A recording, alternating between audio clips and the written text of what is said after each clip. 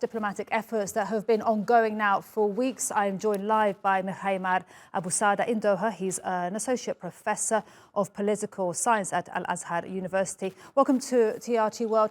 Tell us, what does the rescue of 2 Israeli hostages mean now for a future hostage exchange deal and a ceasefire? Well, many thanks for hosting me, first of all. Well, I think for the Israelis, this is going to be a big thing. We all know that Prime Minister Netanyahu and the Israeli military establishment have been promoting lately to prepare the ground invasion against Rafah, the southern city of the Gaza Strip.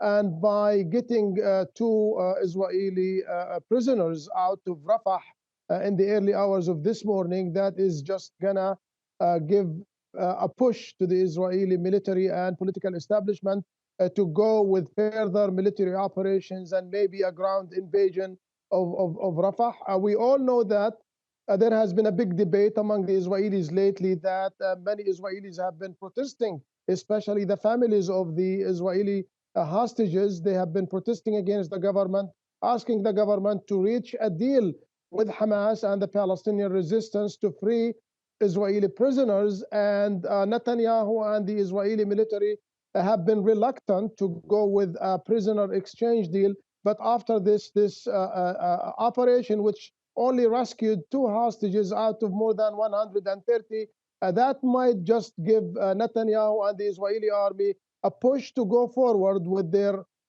ground invasion of Rafah. Mkhaimar, that there is any room for diplomacy, because Benjamin Netanyahu just, he seems so intent on just going in with that ground operation. And in a quote, he said that, he's been very clear that only further military pressure would secure the release of the other hostages. So what room now for diplomacy in Egypt? Well, there always will be room for diplomacy. We all know that the U.S. has been pushing lately. President Biden has been pushing lately for a deal between Israel and Hamas.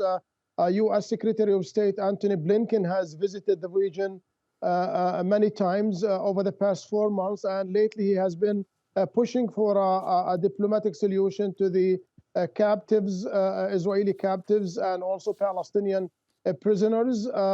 We know that things have gotten a little bit complicated lately because of Israeli refusal to withdraw from the Gaza Strip and to release Palestinian prisoners who have been held for many years inside Israeli jails. But at the end of the day, there has to be a diplomatic solution, because what I can tell you is that around 100 Israeli hostages were released about 2.5 months ago in the end of November, at the end of November by a deal.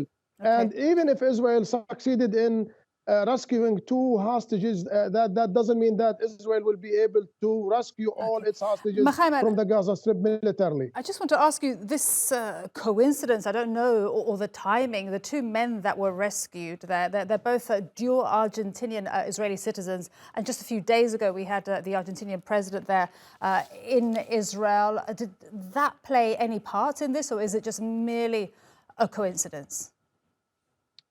I would imagine it's just a coincidence. I would imagine that the Israeli army would go to rescue any Israeli captive if they have any information about where they are about. It just seems to me that we do not have enough information how Israel has gathered information about these 2 captives, but it seems to me that the Israeli spokesperson said that Israel has been working for some time on getting those 2 captives out of the Rafah area. Mkhaimar, just very, very quickly now, with this rescue now of 2 Argentinian Israeli hostages, what happens next now in Rafah? Are we going to see very soon, possibly even tonight, a ground operation? Surely this is now possibly giving them an impetus to go in and continue. Well, very quickly, what I can tell you is that Israel has already been bombing and pounding Rafah for the past many days.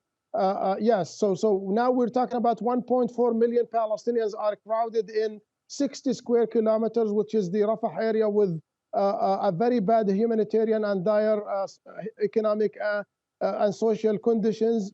But it seems to me that Israel will not be able to invade Rafah or sit the ground for the ground invasion without resolving the issue of 1 million Palestinians in Rafah. And that's what we have here, that President Biden has asked Netanyahu in their phone call yesterday, that there has to be a solution to the Palestinian civilian population before any ground invasion into Rafah. So it might take a few more days before the Israelis go into Rafah, I would imagine. In just 2 words, Mohammed, sorry, why Rafah? Why do they need to go into Rafah?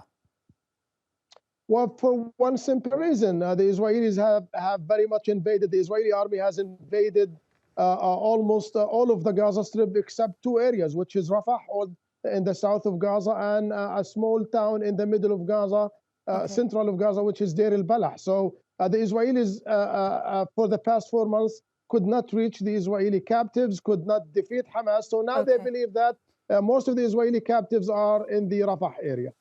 All right, great to get your analysis. Thank you so much, Mkhaimar Abusada, live there from Doha. Thank you for your time and thoughts. Thank you.